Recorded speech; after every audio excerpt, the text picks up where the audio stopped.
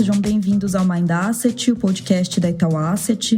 Eu sou a Marília, faço parte aqui do time de comunicação. E em comemoração à Semana Internacional da Mulher, hoje a gente decidiu fazer um episódio especial somente com representantes femininas da Itaú Asset. Então, temos aqui 3 mulheres que fazem parte de alguns dos nossos times de gestão e elas vão compartilhar com a gente um pouco da história de carreira delas, desafios de ser mulher em um mercado que, infelizmente, ainda é majoritariamente masculino e falar também sobre como é o trabalho delas na gestão de portfólios. Então, quem está aqui comigo é a Milena Landgraf, conhecida como Milu, que é gestora da nossa família de fundos Carteira Itaú. E aí, Milu, tudo bom? Muito legal poder contar com a sua presença mais uma vez aqui no Mind Asset.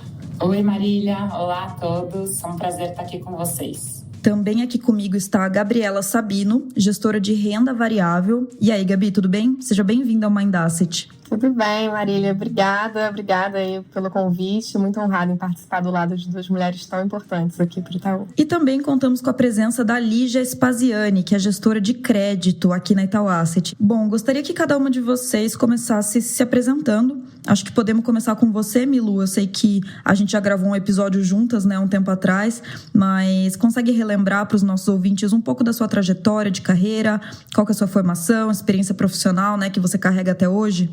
Claro, vamos lá. Bom, eu sou casada, mãe de 2 filhos, o Henrique e a Beatriz. Eu fiz faculdade de economia na USP e mestrado na GV. E eu comecei minha carreira logo cedo. Logo nos primeiros anos da faculdade, eu já comecei a fazer um estágio. Eu tive experiência de fazer um estágio no mercado financeiro no meu 2º ano de faculdade. Eu tinha essa vontade de logo ter experiência profissional para começar a testar o que eu gostava, onde eu me encaixaria, assim, né? Pensando na minha carreira profissional. E logo de cara eu me identifiquei com o dinamismo do mercado financeiro e me senti, assim, feliz fazendo aquilo, encaixada naquele lugar onde eu estava, né? Estou há muito tempo no banco, então praticamente toda a minha carreira, assim, eu tive outras experiências de estágio, mas, assim, minha carreira toda ela dentro do banco. Eu brinco que eu sou um ativo fixo do banco. A gente pode falar que eu sou prata da casa. Eu entrei como estagiária, na verdade, no Unibanco, e aí depois que teve a fusão com o Itaú, continuei no conglomerado, né? Então eu consegui ver a evolução do que era o Unibanco, que foi logo no começo da fusão, né, da junção dos 2 bancos, e essa potência que é hoje o Itaú Unibanco, né? Eu brinco assim, que eu fui ficando, mas não foi por estar numa zona de conforto, pelo contrário, né? Ao longo desse tempo todo, eu fiz gestão de vários tipos de produto, de fundos, então fundos mais conservadores, fundos mais agressivos, renda fixa, crédito, renda variável, multimercado, gestão para diversos tipos de clientes, então pessoa física, varejo, private, previdência, corporate, institucional.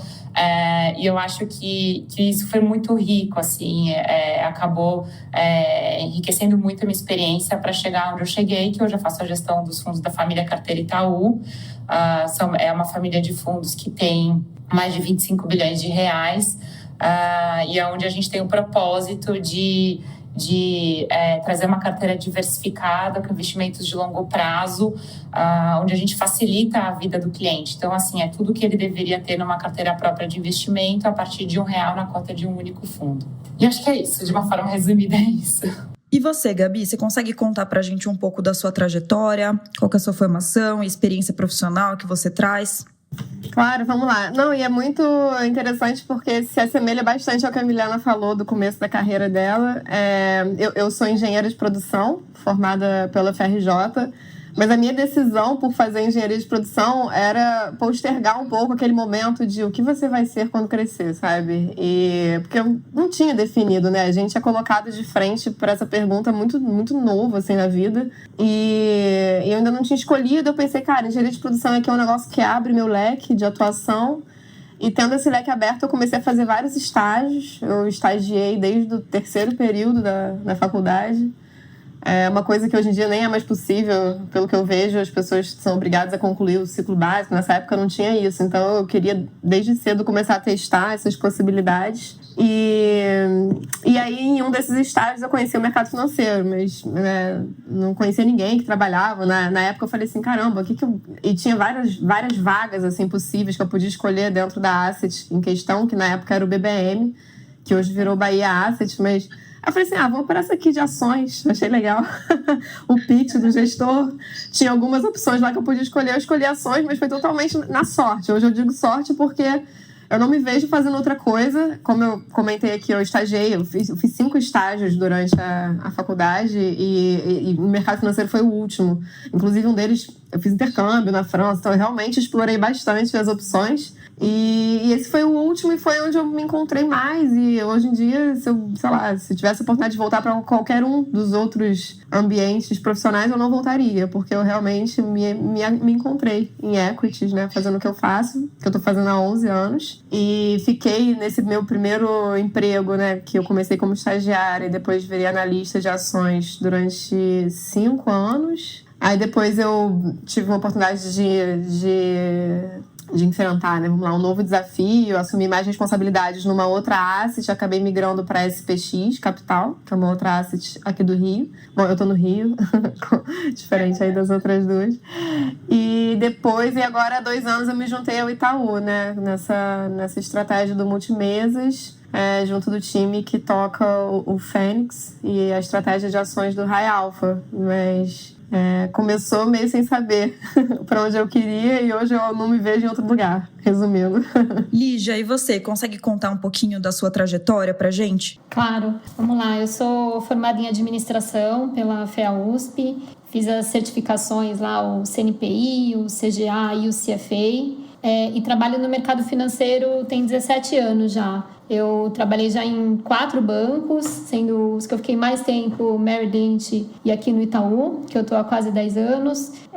Trabalhei já em 4 áreas diferentes, muito focada em análise de empresas, né, diferentes óticas, mas para análise de empresas. Então, passei pelo Equity Research, pela área de risco de crédito, crédito proprietário. E eu estou há 1 ano e meio liderando aqui a equipe de análise de crédito da Asset, da mesa tradicional. Tem 2 mesas aqui na Asset. Eu estou responsável pela mesa tradicional, que é uma mesa dos ativos líquidos, que são 200 bilhões de reais de ativos sob gestão. Isso há 1 ano e meio. E na minha trajetória, nessas áreas que eu passei, todas foram muito, muito interessantes, muito complementares. E, enfim, gostei bastante aqui dos caminhos que eu trilhei, né, até chegar aqui. Legal. Bom, e como deu pra gente perceber, né, hoje aqui dentro da Itaú Asset, cada uma de vocês se encontra em uma mesa diferente, né, e cada uma de vocês também tem foco em uma estratégia diferente, né, então, Lígia, né, como você mencionou aí na nossa mesa de crédito, Gabi com maior foco em renda variável e a Milu olhando para as nossas estratégias de alocação. Então, vocês conseguem contar um pouco mais sobre como é o trabalho de vocês hoje e como funciona, né, na prática, a dinâmica, né, do dia a dia na gestão de recursos? Lígia, podemos começar com você? Posso começar assim. Aqui no crédito a gente fica avaliando as emissões para tentar encontrar a melhor relação de risco-retorno para os investimentos. Então tem toda uma análise econômica, análise setorial, dos emissores de dívida. A gente se aprofunda no modelo de negócio, nas vantagens competitivas e riscos, análise financeira, projeção, e tentando entender aí qual é a capacidade de repagamento dos emissores. Então tem essa parte bem de análise e tem uma segunda parte do trabalho que é muito de conversas, né, com o mercado, então conversas com originadores que trazem as oportunidades, os emissores de dívidas, outros analistas e toda a equipe aqui de gestão e análise, que as decisões são todas em consenso, são muito debatidas. Então, tem tanto essa parte de análise quanto essa parte de interação e conversas com pessoas para a gente chegar nos melhores investimentos. É um dia a dia super dinâmico, todo dia é diferente do dia anterior e sempre aprendendo coisas novas. Esse é o dia a dia aqui da mesa. Realmente é uma dinâmica bastante intensa. E Gabi, agora você consegue contar pra gente como que funciona no seu dia a dia, né, cobrindo mais ali as estratégias de renda variável? Claro, vamos lá. Acho que dinâmico e intenso também se aplicam ao meu dia a dia. Aí com foco nas ações, né? Ações com capital aberto, majoritariamente na Bolsa Brasileira. A gente tem alguns mandatos que permitem investir em ações lá fora, mas onde está a nossa principal especialidade hoje são em ativos Bolsa Brasil. E aí a gente tem 3 estratégias, majoritariamente são uma estratégia long only, que é para você escolher os melhores cavalos, ficar comprado e pensando no mais longo prazo. Uma estratégia long bias, que você pode ter parte do seu portfólio vendido, que a gente fala, né? Tentando capturar eventuais downsides em investimentos. E um long short, que a ideia é você fazer pair trades em ativos que tenham risco parecido, sempre tentando maximizar o retorno. E aí a gente faz um trabalho que é adequado a cada momento de mercado. Tem momentos que o mercado está mais para trading, né? Que a gente tem que olhar um pouco mais o curto prazo. A gente está passando por um desses momentos, inclusive, né? Que não tem um cenário muito bem definido, né? Que as coisas estão super incertas. E tem momentos de mercado que estão mais para fundamento. Então, a gestão ela se adequa a esse contexto de mercado. Então, assim, a gente tem o objetivo de estar preparado para fazer um trabalho tão profundo quanto os das melhores assets fundamentalistas, com análise micro e tomada de decisão bottom-up, quanto também temos parte do DNA linkado a uma gestão mais macro, né? A gente está totalmente ligado à gestão do Red Plus, que tem uma pegada macro bem forte. Então, a gente se sente assim, preparado para lidar com todos os tipos de mercado. E aí, no dia a dia, acompanhar notícia, fazer conta, definir quais ativos estão baratos, estão caros e compondo um portfólio visando maximizar o retorno das nossas carteiras focadas em ações, tentando ser didática. Legal. E agora você, Milu, né, como a gente mencionou, você é ali responsável pelas nossas estratégias de alocação, né, os fundos da família Carteira Itaú. Você consegue contar pra gente um pouco como funciona o seu dia a dia? Vamos lá, então. O nosso processo de investimento, ele tem 2 grandes pilares, né? O primeiro é na análise macroeconômica do cenário, né, e as consequências para os ativos financeiros. E aqui a gente tem um trabalho bem intenso ali junto com todo o apoio, com o apoio da área econômica aqui do time da Itaú Asset, porque dentro do Carteira Itaú a gente majoritariamente investe em Brasil por conta da legislação, mas a gente tem uma diversificação internacional importante. Então, a gente tem que acompanhar o que está acontecendo nos Estados Unidos, Europa, China e Japão.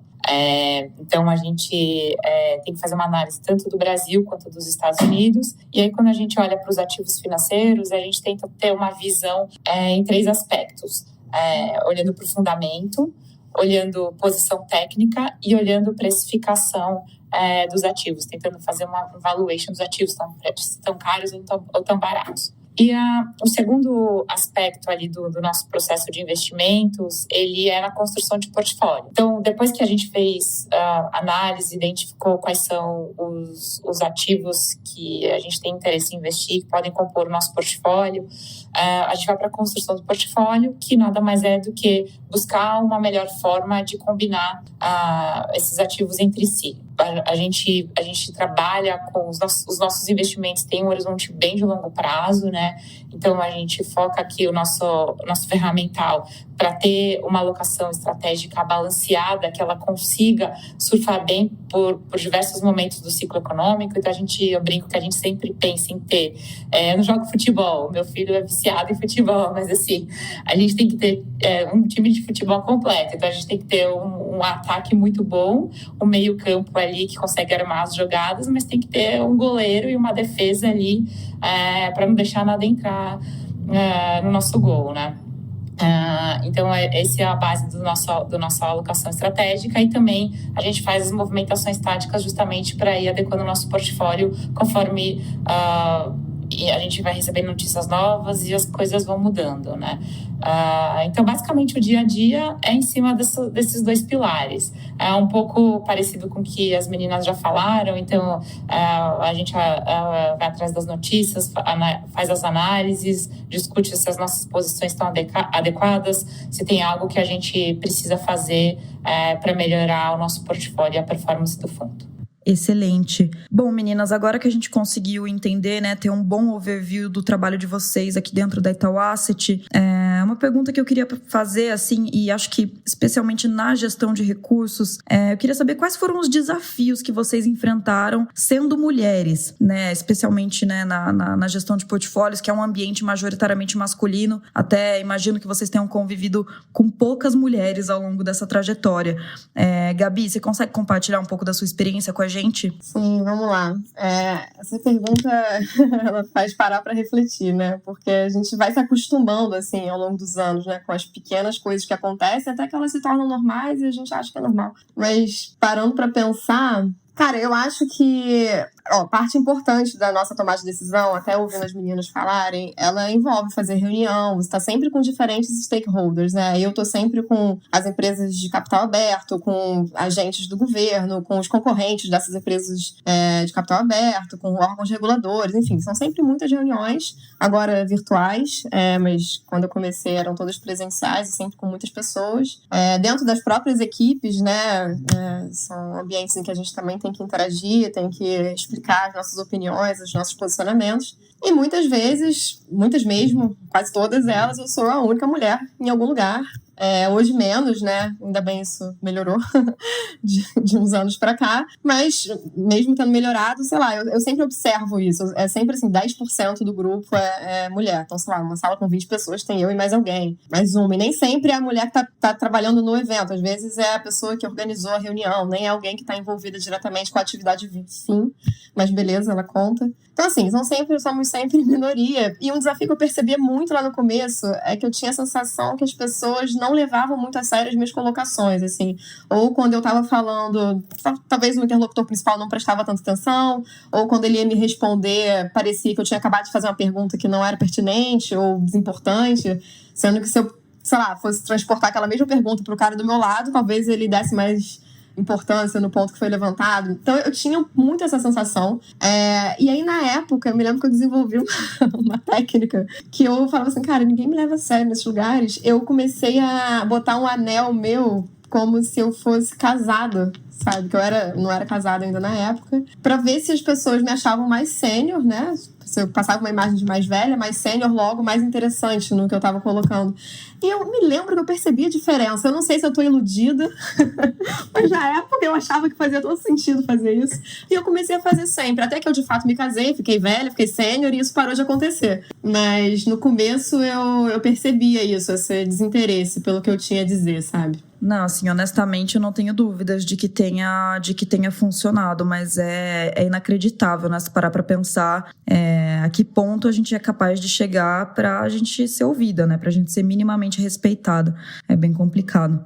Lígia, e você consegue contar um pouco pra gente como foi você ter sido mulher nesses ambientes majoritariamente masculinos? Vamos lá, acho que assim como a Gabi, eu me senti a minoria, né, em várias das reuniões e concordo com ela que está melhorando, né? Acho que agora, quando eu comecei a trabalhar no mercado financeiro, lá foi em 2004, tinham menos mulheres ainda, né? Já aumentou bastante, mas ainda somos em poucas em muitas situações. Acho que isso sim. E também, assim como ela, vivenciei alguns momentos de preconceito que eu sentia e acontecendo comigo e com colegas. Acho que isso... Mas, assim, sendo bem sincera, nunca foi algo que me incomodou tanto. Apesar de acontecer, sim, né? Tinha essas situações. Eu sempre curti muito o trabalho, curti muito o mercado financeiro, as coisas que eu fazia. Então, eu dei menos importância para isso ao longo de toda a minha carreira. Mas fico muito contente que as coisas estão melhorando, que acho que as próximas gerações... A geração atual já está melhor, as próximas vão ser ainda melhores, né? Porque a gente está numa tendência aqui de melhorar, de trazer ambientes mais diversos, né? Não só de gênero, mas diversidade como um todo, né? Racial, orientação sexual, idade, classe social, formação. Acho que a gente está cada vez mais em ambientes, mesmo no mercado financeiro, mais diversos, que acho que é bem positivo. Não, com certeza. Esses temas, eles têm tido cada vez mais holofotes, né? E que bom que isso está acontecendo. Então, eu espero que a gente veja cada vez mais melhorias nesses sentidos. Milu, e você consegue compartilhar um pouco da sua experiência? Eu concordo com o que elas falaram, dificuldade nessas situações. Acho que para mim o mais difícil foi criar uma rede de networking, assim, porque eu tinha uma dificuldade de frequentar os mesmos lugares que os homens trabalhavam, frequentavam, de estar dentro das piadinhas, da rede de piadinha, da rede de interesses. E eu acho que essa foi a maior dificuldade, assim, para minha carreira. Eu sempre fui uma pessoa muito flexível, assim, eu me dou bem com as pessoas que eu trabalho, eu tenho amigos também. Mas pensando na carreira, eu acho que se eu tivesse tido a oportunidade de fazer mais networking, talvez eu tivesse alavancado minha carreira mais cedo. E outro momento que foi bem difícil para mim foi na volta da licença maternidade. Naquele momento, eu me senti muito diferente ali das pessoas que estavam trabalhando comigo, né? A minha agenda naquele momento era muito diferente das pessoas que estavam trabalhando. Então, naquele momento, eu até fiquei me questionando, nossa, mas será que eu continuar fazendo o que eu estou fazendo, investindo na minha carreira, eu tenho que parar, fazer uma pausa para cuidar dos meus filhos. Fiz bastante terapia. Mas, no final, assim, eu gosto muito do que eu faço, meu trabalho é muito importante para mim, assim como a minha família também é, e eu acho que tem espaço para as duas coisas. Legal. E até queria aproveitar você, Milu, queria, enfim, te fazer uma pergunta que eu sei que a resposta não é nada simples, mas de um modo geral, o que você acha que falta para a gente ter mais mulheres dentro do mercado financeiro e especialmente mais mulheres na gestão de recursos, né, onde a gente vê que a disparidade, enfim, na maioria das assets é muito, muito, muito grande? Então, eu acho que assim, só da gente estar aqui discutindo esse assunto, chamando a atenção para o tema, já é muito importante. Hoje, os ambientes de trabalho, eles são bem diferentes do que eram há 20 anos atrás, há 10 anos atrás, né? Realmente, assim, eu acredito e vivo num ambiente que é mais diverso, assim. Mas eu acho que, talvez, assim, o ponto que as mulheres têm que sempre estar atentas, eu acho, de ter uma rede de apoio, de mulheres que façam coisas parecidas com o que você está fazendo, que estão vivendo situações parecidas com as situações que você está vivendo. Acho que essa rede de apoio ela é essencial, porque no momento de dificuldade ali, onde talvez você desistisse de tudo, né? Assim, vamos lá, nenhuma carreira é utopia, assim, pensar que qualquer carreira vão ser só flores, né? Só momentos de felicidade e sucesso, né? Toda carreira tem seus momentos de dificuldade. E você ter alguém para dividir, para te apoiar nesse momento, entendendo realmente o que você está passando com um olhar feminino, eu acho que faz toda a diferença e pode ajudar o que no passado várias mulheres jogaram a toalha e desistiram para continuar. Eu acho que a gente... O básico a gente contratar, né, e dar essa rede de apoio e deixar esse ambiente saudável para que as mulheres se sintam fazendo parte, né, isso que a Gabi falou, assim, que é difícil a gente ser a única numa roda, assim, de vários homens, né, se tiver uma mulher a mais, já vai ajudar, e depois trazendo outra, eu acho que é um trabalho de formiguinha mesmo. E você, Gabi, você acha que a gente tem muito trabalho pela frente para ter mais mulheres no mercado? O que você acha que falta, assim? Cara, eu achei engraçado porque ela tocou exatamente num ponto que eu tinha pensado quando eu escutei você fazendo a pergunta para ela, que foi essa questão da maternidade, assim. Eu, inclusive, acabei de passar por esse momento. Minha filha tem 9 meses, então tem 3 meses que eu voltei a trabalhar. Eu tô no meio desse turbilhão aí que a Milu sentiu. Eu acho que a resposta passa por isso, por quê? Porque hoje em dia, o nosso trabalho, cara, ele é muito high frequency, você tem que estar ligado o tempo inteiro, cada uma nas suas respectivas especialidades, né, mas envolve você estar participando, estar ligado, estar conversando com as pessoas, acompanhando as notícias, lendo muito, e aí, o que implica você também exercer esse papel social importantíssimo, que é o de ser mãe e de propagarmos gerações, né? Implica você ficar um tempo da sua vida se dedicando àquela criatura que acabou de chegar, tão frágil, tão dependente de de você. E aí você fica no mínimo 4, 6 meses afastado do que você faz. E ficar 4, 6 meses afastado do que a gente faz implica não estar 100% ligada com o que está acontecendo e apta a dar opiniões assertivas, né? Tomar decisões que sejam, sei lá, que você consiga confiar cegamente, né? A gente fica sem todas as informações, né? É humanamente impossível, né? E só as mulheres entendem isso. E aí eu acho que é esse aspecto que é tão importante no lado da vida pessoal, mas que pro trabalho e pro que a gente faz, gera tanto afastamento das mulheres. E é um afastamento mútuo, assim, porque os empregadores não querem mulheres.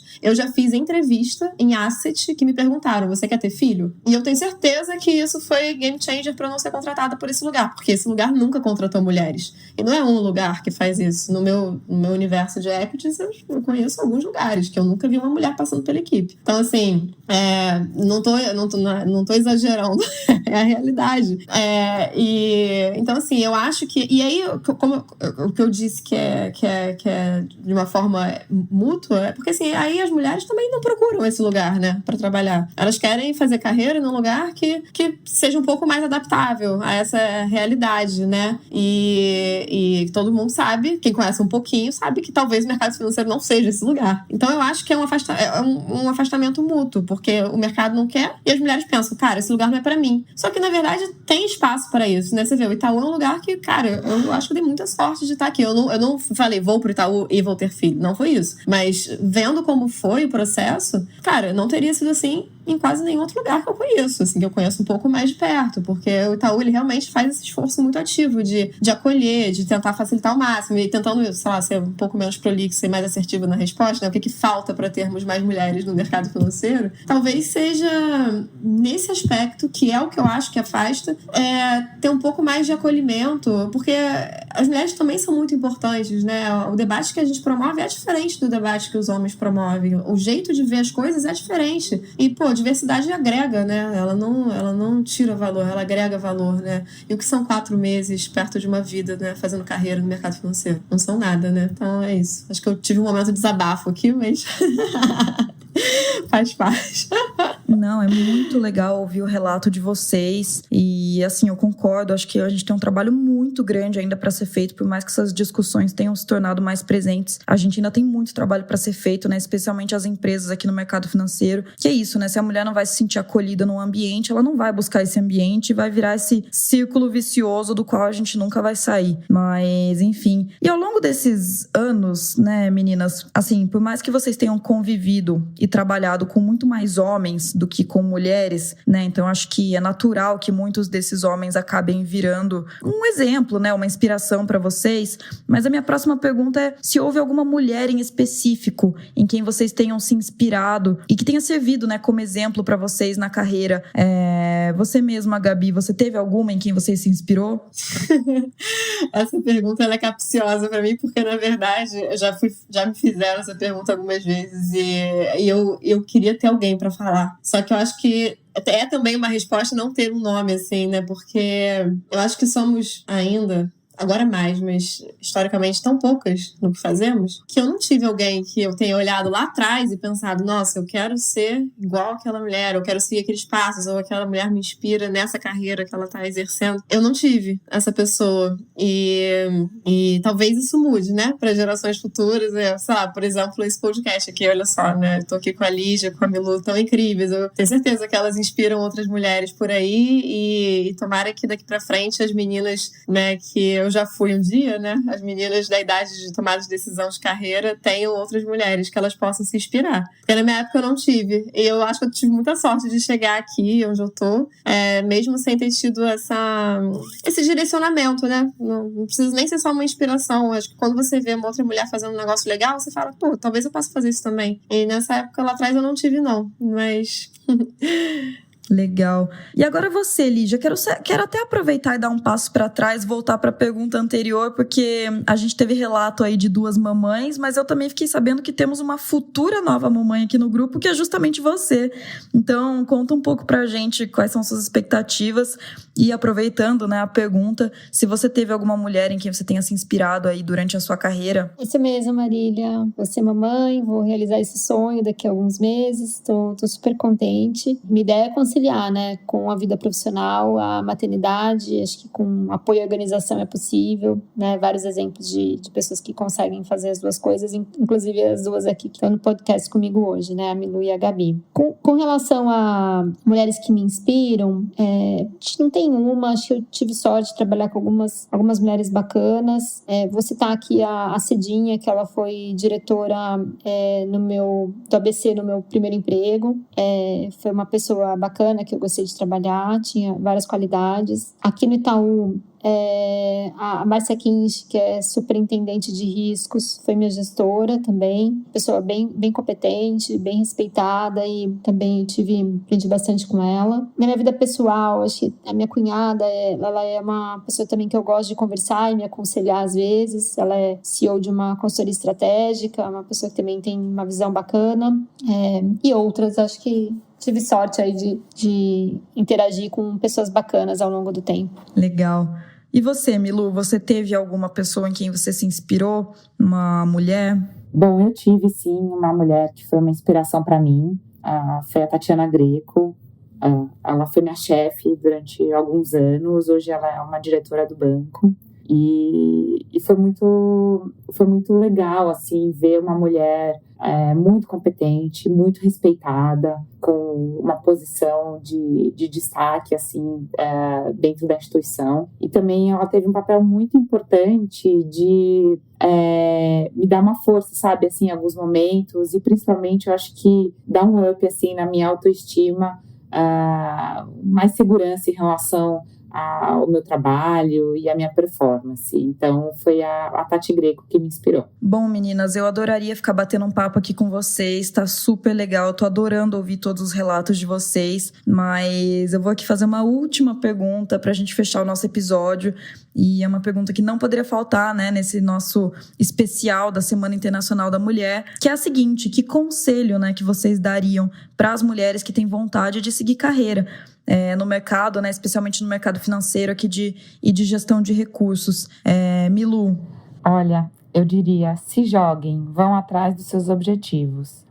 O mercado está repleto de mulheres competentes, mas ainda tem muito espaço para muito mais mulheres, tá? Então, o importante é estudar, se preparar, não desistir, porque tem um caminho de oportunidades abertas. Boa. E você, Lígia, que conselho que você daria para as mulheres que nos ouvem? Parecido, assim, siga em frente, se dedique. O mercado financeiro é muito interessante, tem muitas oportunidades. Acho que não se apegue aos obstáculos, porque acho que é isso, nem todos os dias vão ser bons, né? Vão ter algumas dificuldades, nem todo dia é sucesso, né? E flores, mas siga em frente que tem, sim, na área muita oportunidade de aprendizado, de crescimento, e se joga, como a Milu disse, se joga. É isso, tem que se jogar. E você, Gabi, o que você diz?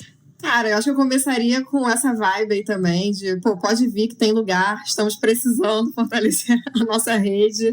E até relembrando uma coisa que a Milu falou antes, que, cara, é muito importante a gente ter essa rede de apoio de mulheres no mercado mesmo, né? Então, assim, vamos nos fortalecer. Então, assim, sempre que for merecido, que couber, né, óbvio, enaltecer, reconhecer, privilegiar. Se você tem duas pessoas ali que podem te ajudar, uma delas é uma mulher, não sei, uma sell side, uma outra analista de outra asset, e que você queira fazer algum evento juntos. Acho que se a gente fosse fortalecendo, vai tornar o ambiente bem mais acolhedor e com pessoas que falam a mesma língua, né? A gente fala a mesma língua, a gente teve os mesmos desafios, né? Os mesmos sonhos, provavelmente, e conquistando coisas parecidas. Então, acho que assim, a gente é mais forte juntas e quanto mais, melhor. Legal, meninas, excelente. Muito bom poder contar com a participação de vocês aqui no Mind Asset. Eu adorei o nosso papo e eu espero, né, que a gente veja cada vez mais mulheres aqui no mercado financeiro como um todo, né? Então, agradeço mais uma vez pelo tempo de vocês e espero que a gente se veja aqui numa próxima, hein? Com certeza, vai ser uma honra participar. Adorei, foi muito bom mesmo. Obrigada pelo convite, pessoal. Também adorei a conversa e um abração para todo mundo. E para você que nos ouve, siga a Itaú Asset nas nossas redes sociais, onde a gente está sempre produzindo muito conteúdo. E se você gosta do Mind Asset e ainda não se inscreveu no nosso canal, corre se inscrever para ficar sempre por dentro dos nossos próximos episódios. Muito obrigada e a gente se vê na próxima.